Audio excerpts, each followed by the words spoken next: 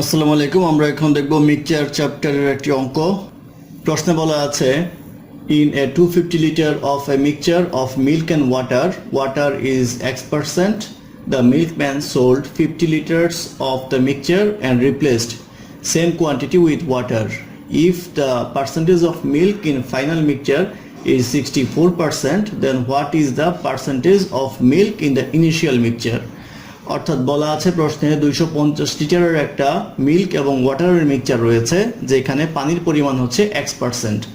এখন বলা হচ্ছে এখান থেকে 50 লিটার যদি সোল্ড করে দেয় এবং পানি দ্বারা আবার সেটা পূর্ণ করে, তাহলে ফাইনাল যে মিক্সচারটা থাকবে সেখানে মিল্কের পরিমাণ থাকে হচ্ছে 64%।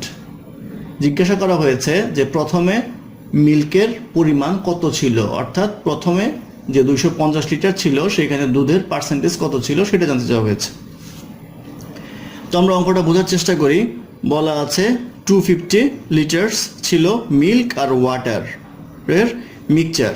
এখানে আমরা যদি মিল্কের হিসাবটা করি আর এই পাশে যদি ওয়াটারের হিসাবটা করি, ওয়াটার বলা আছে হচ্ছে X%।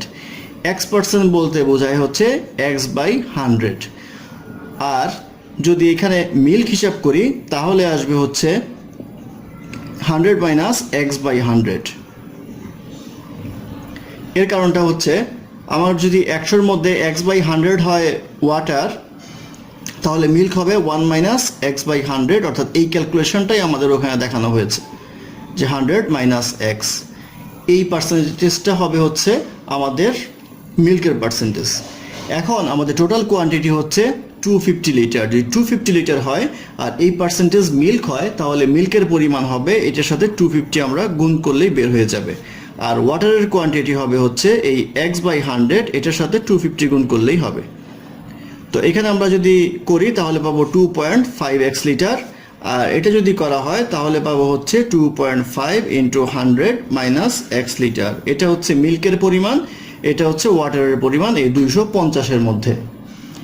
এখন বলা হয়েছে 50 লিটার রিপ্লেস করতে হবে। 50 লিটার যদি আমরা সরাই তাহলে যে 50 লিটারের মধ্যে কিছু মিল্কও যাবে, কিছু ওয়াটারও যাবে। তো এটা কোন হিসাবে যাবে? এইটাই পার্সেন্টেজ, যেই পার্সেন্টেজ ছিল সেই পার্সেন্টেজ হিসেবে যাবে।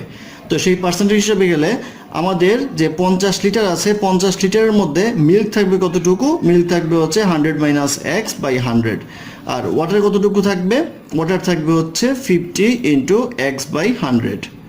তাহলে এই আমি 50 লিটার সরালাম, এটা সরালে আমাদের এখানে আসবে হচ্ছে 0.5 ইন্টু 100 মাইনাস X।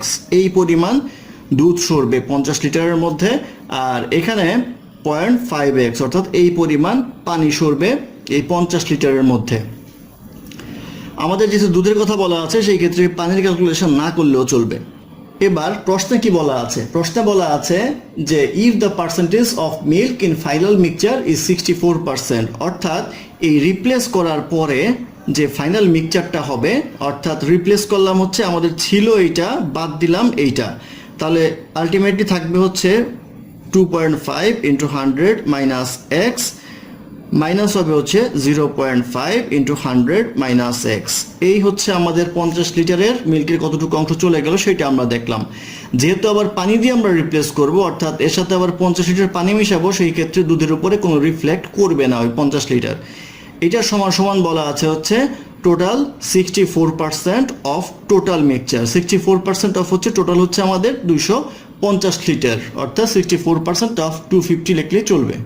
বা এটা যদি আমরা ক্যালকুলেশন করি তাহলে আসবে হচ্ছে 2 into 100 minus x equal to, এটা আসে হচ্ছে 160, বা ক্যালকুলেশন করলে আসবে হচ্ছে 100 মাইনাস এক্স ইকুয়াল টু 80, বা এক্স ইকুয়াল টু আসবে হচ্ছে 20, অর্থাৎ এক্স এর মান হবে হচ্ছে 20%। তো এটা কিন্তু উত্তর না।